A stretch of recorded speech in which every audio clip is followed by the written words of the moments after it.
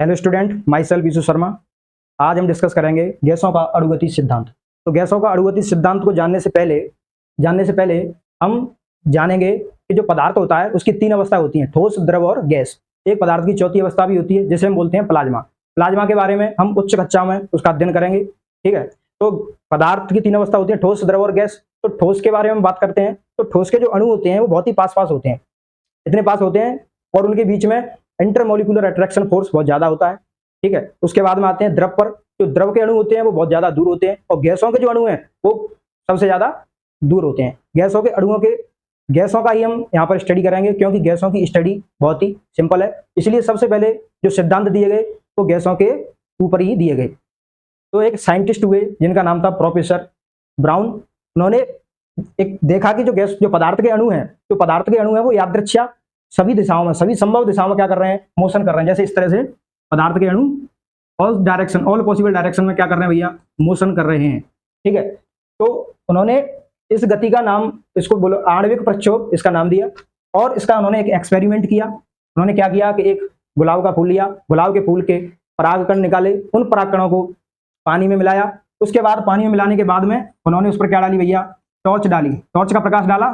प्रकाश डालने पर उन्होंने देखा जो परागकण है वो जो कंटेनर है, गैस का जो कंटेनर है, उसमें सभी दिशाओं में क्या जा रहे हैं, गति कर रहे हैं, सभी दिशाओं में मोशन कर रहे हैं। तो इसी गति का नाम उन्होंने दिया ब्राउनी गति। ब्राउनी गति इसका नाम दिया। ब्राउनी गति इसलिए ब्राउनी गति को इनके नाम पर दिया गया। ब्राउनी गति को बाद में एक अल्बर्ट आइंस्टीन नाम के साइंटिस्ट हुए, उन्होंने इसका विस्तृत विवेचन किया, मैथमेटिकल थ्योरी दी उसके बारे में। फिर उसके बाद में हम बात करते हैं, ये तो थोड़ा उसका इंट्रो हो गया। अब बात करते हैं गैसों के अणुगति सिद्धांत के बारे में। गैसों का अणुगति सिद्धांत, हमें इसकी आवश्यकता क्यों पड़ी और हमें इसकी आगे क्या जरूरत है, किस साइंटिस्ट ने दिया, हम उसके बारे में अब डिस्कस करेंगे। गैसों का जो अणुगति सिद्धांत है वो दिया था तीन साइंटिस्ट, मैक्सवेल, क्लॉसियस और चार्ल्स नाम के साइंटिस्टों ने। ठीक है, तो गैसों के अणुगति सिद्धांत को समझने से पहले उसके कुछ अवग्रहित हैं, गैसों के अणुगति सिद्धांत के कुछ अवग्रहित हैं, उनके बारे में हम अध्ययन करेंगे आज की क्लास में। इस सिद्धांत के अवग्रहित, तो मुख्यतः गैसों के अणुगति सिद्धांत के गैसों के अणुगति सिद्धांत के मुख्य रूप से दो अवग्रहित हैं। कौन कौन से अवग्रहित हैं बच्चों? एक अवग्रहित है कि गैसों में बहुत सारे अणु होते हैं, अणु पाए जाते हैं और गैस के प्रत्येक अणु का साइज और वेट आपस में क्या होता है, बराबर होता है। यानी कि गैस के अणु आइडेंटिकल होते हैं। ठीक है, आइडेंटिकल होने की वजह से हर एक गैस के अणु का आइडेंटिकल होने का मतलब ये नहीं है कि गैस के मतलब कौन सी भी गैस उठा लो उसका सारा मतलब गुण समान हो जाए, ऐसा नहीं है। अलग अलग गैसों के अलग अलग गुण होते हैं। दूसरा विग्रहित यह है बच्चों कि जो गैस होती है उसमें जो टोटल एनर्जी है, यानी कि जो कुल ऊर्जा है, वो कुल ऊर्जा काइनेटिक एनर्जी में क्या होती है, संग्रहित होती है, गतिज ऊर्जा में संग्रहित होती है। क्योंकि कुल ऊर्जा का हमें पता है, कुल ऊर्जा बराबर होती है गतिज ऊर्जा प्लस स्थितिज ऊर्जा। हमें पता है गैस के अणुओं के बीच में कोई अट्रैक्शन फोर्स नहीं होता, तो इसकी वजह से गैस के अणु रैंडम ऑल पॉसिबल डायरेक्शन में, सभी दिशाओं में, जितनी भी संभव दिशाएं हैं कंटेनर में क्या करते रहते हैं बच्चों, मूवमेंट करते रहते हैं, जिसकी वजह से इनकी स्थितिज ऊर्जा क्या हो जाती है, जीरो हो जाती है। स्थितिज ऊर्जा जीरो होने की वजह से जो कुल ऊर्जा है वो कुल ऊर्जा किसके बराबर होगी बच्चों, कुल ऊर्जा बराबर हो गई गतिज ऊर्जा के बराबर। क्या के बराबर हो गई, गतिज ऊर्जा के बराबर। समझ में आया? ठीक है, अब उसके बाद में हम देखते हैं इसी गैसों के अणुगति सिद्धांत के आधार पर गैस के बहुत सारे मुख्य रूप से हम उन गुणों को हम आज डिस्कस करेंगे। तो सबसे पहले बात करें गैसों के अणुगति सिद्धांत के आधार पर बहुत सारे गुण हैं और मेन इंपोर्टेंट बात यह है कि जो गैसों का अणुगति सिद्धांत है वो केवल आदर्श गैसों के लिए ही लागू होता है। आदर्श गैस के बारे में हम आगे की कक्षाओं में पढ़ेंगे। आदर्श गैस वो गैस होती है जो सभी ताप और दाब पर गैस के नियमों का पालन करती है। गैस के नियमों के बारे में हमें पता है, गैस के नियम कई प्रकार के होते हैं, बॉयल्स का नियम, चार्ल्स का नियम, अवोगाद्रो का नियम, ये सारे नियम होते हैं गैस के। अब हम बात करेंगे उस गैस के गुणों के बारे में। तो गैस के बहुत सारे गुण हैं। पहला गुण यह है कि जो गैस है परस्पर अणुओं से मिलकर बनी होती है और परस्पर अणुओं से मिलकर बनी होती है। गैस के अणुओं के बीच में कोई भी इंटरमोलिकुलर अट्रैक्शन फोर्स नहीं होता। गैस के अणुओं के बीच में कोई भी इंटरमोलिकुलर अट्रैक्शन फोर्स नहीं होता है, जिसकी वजह से गैस के अणु अपने कंटेनर में, गैस के कंटेनर में यादृच्छा गति करते हैं, फ्रीली मूवमेंट करते हैं। दूसरा गुण यह है कि जो गैस के अणुओं का आयतन पात्र के आयतन की तुलना में नगण्य होता है। क्या होता है? नगण्य होता है। लगभग पात्र के आयतन का 0.014% होता है। गैसों के अणु परस्पर तथा पात्र की दीवारों पर और परस्पर टक्कर करते हैं। वो टक्कर भी एक स्पेशल टक्कर होती है जिसको हम बोलते हैं प्रत्यास्थ टक्कर। प्रत्यास्थ टक्कर करते हैं। उस प्रत्यास्थ टक्कर क्या होती है? प्रत्यास्थ टक्कर वो होती है ऐसी टक्कर जिसमें एनर्जी क्या होती है? कंजर्व रहती है, यानी कि ऊर्जा संरक्षण के नियम का पालन होता है। अब हमें पता है कि कुल ऊर्जा किसके बराबर है भैया? गतिज ऊर्जा के बराबर। किसमें? गैसों में। तो यानी कि गतिज ऊर्जा इसमें क्या रहती है बच्चों? संरक्षित रहती है। अब क्या होता है कि गैस के अणु आपस में क्या कर रहे हैं? टक्कर कर रहे हैं। तीसरा पॉइंट यह है कि जो गैस के अणु हैं उनके बीच में कोई भी अट्रैक्शन फोर्स नहीं है, और गैस के अणु आपस में और परस्पर और कंटेनर की बॉल पर क्या कर रहे हैं? टक्कर कर रहे हैं। इसकी वजह से क्या होगा?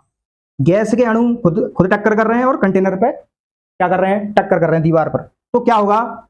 गैस के अणुओं की वजह से संवेग में परिवर्तन होगा। इसमें परिवर्तन होगा, टक्कर के कारण संवेग में क्या होगा? परिवर्तन। प्रति सेकंड होने वाले संवेग में परिवर्तन को हमें पता है क्या कहते हैं? फोर्स कहते हैं। न्यूटन की गति का द्वितीय नियम हमें सबको पता है, F = dp/dt। प्रति सेकंड होने वाले संवेग में परिवर्तन को बल कहते हैं। अब फोर्स चेंज हो रहा है। अब ये फोर्स लग किस पर आया भैया? फोर्स लग रहा है कंटेनर की बॉल पे, कंटेनर की दीवार पे फोर्स लग रहा है। इसकी वजह से हम मानते हैं इस एरिया पे फोर्स लग रहा है, तो प्रेशर क्रिएट होगा। क्या होगा? प्रेशर क्रिएट होगा। उस प्रेशर को हम बोलेंगे बच्चों, उस प्रेशर को बोलेंगे भैया P = 1/3 m/b²। ठीक है, इस तरह से हम प्रेशर को व्यक्त करेंगे। अब गैसों के अणु प्रेशर लगा रहे हैं कंटेनर पर। अब इसके बाद में देखेंगे गैस के अणु क्या करेंगे भैया? आपस में टक्कर करेंगे। टक्कर करने के बाद में क्या होगा? टक्कर करने के बाद में गैस के अणु इस तरह मूवमेंट करेंगे, इस तरह गति करेंगे कि उनकी गति बिल्कुल सीधी रेखा में हो। बिल्कुल सीधी रेखा में उनकी क्या होगी? गति होगी। सीधी रेखा में गति होगी। टक्कर करने के बाद में क्या हुआ? टक्कर करने के बाद में गैस के अणु सीधी रेखा में गति करने लगे, और टक्कर के बाद में जितनी दूरी पर उन्होंने सीधी रेखा में गति तय करी, दूरी तय करी, उसी दूरी को हम बोलते हैं मुक्त पथ। क्या बोलते हैं? मुक्त पथ। मुक्त पथ को हम अब मुक्त पथ, बहुत सारे अणु हैं, बहुत सारे अणु टक्कर कर रहे हैं। टक्कर करने के बाद सीधी रेखा में गति कर रहे हैं। अब उन सभी का हम एवरेज निकाल दें, औसत निकाल दें, तो उसको बोलते हैं माध्य मुक्त पथ। क्या बोलते हैं? माध्य मुक्त पथ बोलते हैं। माध्य मुक्त पथ को व्यक्त करते हैं भैया लैम्बडा मीन से व्यक्त करते हैं। हमने पढ़ा था छोटी कक्षाओं में औसत निकालना। औसत किस तरह से निकालते हैं, उसी तरह हम इसको निकालेंगे। पहले अणु का मान लो λ1, λ2, λ3, इस तरह से λn/n। औसत ऐसे निकालते हैं, राशियों का योग बटे राशियों की संख्या। इसी हिसाब से हमने इसको निकाल दिया। ठीक है, अब लैम्बडा मीन का फॉर्मूला दिया, इस माध्य मुक्त पथ का जो फॉर्मूला दिया था उस साइंटिस्ट का नाम था क्लॉसियस। क्या नाम था बच्चों? क्लॉसियस नाम के जो साइंटिस्ट थे उन्होंने इसके बारे में बताया, लैम्बडा मीन माध्य मुक्त पथ के बारे में। तो ये क्या फॉर्मूला दिया उन्होंने? लैम्बडा मीन = माध्य मुक्त पथ बराबर 1/√2 πn_d²। ठीक है, यहाँ पर जो स्मॉल एन है उसको बोलते हैं पार्टिकल डेंसिटी। क्या बोलते हैं? पार्टिकल डेंसिटी का हिंदी में नाम क्या है? आणविक घनत्व। पार्टिकल डेंसिटी को बोलते हैं अणुओं का घनत्व। ठीक है, अणुओं के घनत्व, ये फॉर्मूला दिया। उसके बारे में देखते हैं, पार्टिकल डेंसिटी। ठीक है, तो ये फॉर्मूला दिया। अब हमको पता है n = पार्टिकल डेंसिटी का फॉर्मूला होता है total number of molecule by volume of container. ठीक है, अब हमें पता है इस फॉर्मूले को हम इसमें रख सकते हैं, इस n के फॉर्मूले को हम इसमें रखेंगे। ठीक है, तो लैम्बडा = 1/√2 पाई। ठीक है, अब स्मॉल n की जगह हमें n/b पुट करना है, तो क्या करेंगे? ये b ऊपर पहुंच जाएगा। ठीक है, और n आ जाएगा नीचे d²। अब हमको पता है, आगे हम डिस्कस करेंगे किसके बारे में? गैसों के आदर्श गैस के बारे में डिस्कस करेंगे, आदर्श गैस समीकरण के बारे में डिस्कस करेंगे। उससे पहले हम एक फॉर्मूला बता देते हैं उसका। आदर्श गैस का फॉर्मूला होता है PV = nRT। यहाँ पर P क्या है? प्रेशर है, D वॉल्यूम है, N क्या है? नम पार्टिकल डेंसिटी, R है रिडबर्ग कांस्टेंट, T है परम शून्य ताप। ठीक है, और एक नया रिलेशन भी होता है PV is equal to N K B T. यहाँ पर केवी क्या है, केवी है Boltzmann constant. Boltzmann constant K V is equal to होता है आर अपॉन में एन ए। आर अपॉन में एन का मतलब डेड वर्क कांस्टेंट, एन का मतलब आवोगाद्रो नंबर। सभी को पता होगा आवोगाद्रो नंबर की वैल्यू क्या होती है, आवोगाद्रो नंबर इजकल टू होता है 6.022 इंटू 10 की पावर 23, 10 की पावर 23। ठीक है, अब हमें पता लग गया। अब हम क्या करेंगे, यहाँ से बी अपॉन में एन है यहाँ पर, तो बी अपॉन एन हम यहाँ से निकाल सकते हैं। बी अपॉन में एन यहाँ से निकालो, क्या आ गया, केबीटी बाई क्या आया भैया, पी आया। केबीटी बाई पी आया। पी का फॉर्मूला हमें पता था, सॉरी पी का फॉर्मूला नहीं, हमें लेमडा की बात कर रहे थे, डिस्कस कर रहे थे। तो यहाँ पर हमको पता है लेमडा बराबर हमने लिखा था lambda equal to small 1 upon में under root 2 pi small n D square. Small n की जगह हमने लिया था एन अपॉन में बी। ठीक है, अब हमने देखा था कि आदर्श गैस समीकरण होता है PV equal to N K B T, पीछे की स्लाइड में हमने देखा था। ठीक है, यहां से हम बी अपॉन में एन की वैल्यू निकाल देते हैं। यहाँ पर एन कैपिटल है, एन क्या है, कैपिटल है, तो बी अपॉन में N equal to K B T by P. B upon में एन की वैल्यू इसमें रख देंगे, तो लेमडा इक्वल टू हो गया 1 अपॉन में बी अपॉन में एन। यहाँ पर बी अपॉन में एन की वैल्यू रखेंगे पहले, तो यहाँ ऊपर आया बी अपॉन में under root 2 pi small n D square. अब बी अपॉन की जगह पर हम रख देंगे K B T by P, तो lambda equal to lambda equal to B upon में एन की जगह पर रखेंगे K B T by P D under root K B T by मैं दोबारा से आपको कराता हूँ under root 2 pi small n D square. अब लेमडा इक्वल टू आया v अपॉन में under root 2 pi capital N D square.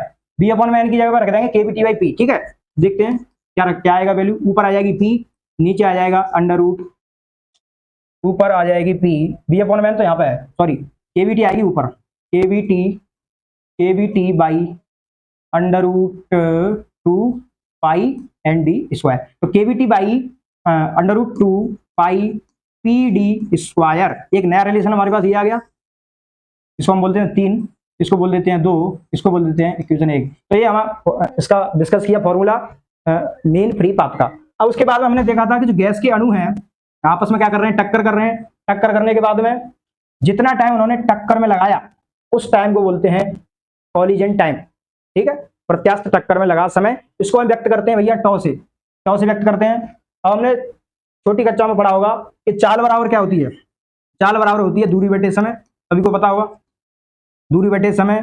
यहाँ पर दूरी क्या है, दूरी को मान लेते हैं लेमडा, क्या मानते हैं लेमडा, यानी कि मुक्त पथ, माध्य मुक्त पथ दूरी हो गई।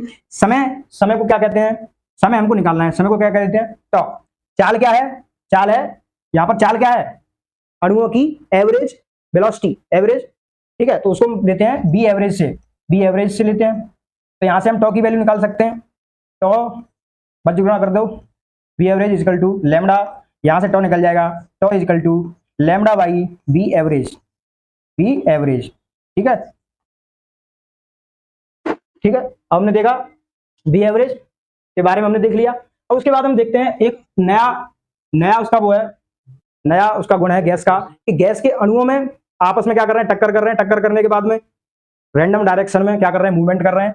तो बहुत सारी वेलोसिटी होती है, कई प्रकार की वेलोसिटी होती है, और उसकी वेलोसिटी जीरो से लेकर के, वेलोसिटी का मतलब होता है वेग, सभी जानते होंगे, जीरो से लेकर के इन्फिनाइट तक होती है, जीरो से लेकर कहां तक होती है, इन्फिनाइट तक। ठीक है, अब हमको पता है कि जो गैस के अणु हैं, गैस के अणु हमने सुना होगा, बचपन में देखा होगा कि जब किसी मतलब अंगीठी में आग जलाते हैं तो धुआं उठती है, धुआं जाती है कहां तक, ऊपर जाती है, जबकि ग्रेविटी के अनुसार, गुरुत्वाकर्षण के नियम के अनुसार जो भी चीज ऊपर फेंकी जाती है वो कहां आनी चाहिए, नीचे आनी चाहिए। लेकिन इस केस में ऐसा नहीं होता। क्यों नहीं होता, इसका आज यहाँ पर क्या मिलेगा, आंसर आपको मिलेगा। क्यों नहीं होता, क्योंकि गैस के अणु बहुत छोटे छोटे होते हैं, बहुत छोटे छोटे होते हैं, बहुत ही टिनी पार्टिकल साइज के होते हैं, उनका वेट बहुत ही कम होता है, वेट कम होता है और वेलोसिटी बहुत ज्यादा होती है।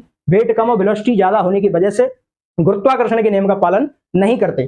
ठीक है, इसके बाद में हमने लेमडा का देख लिया, पी का देख लिया फॉर्मूला।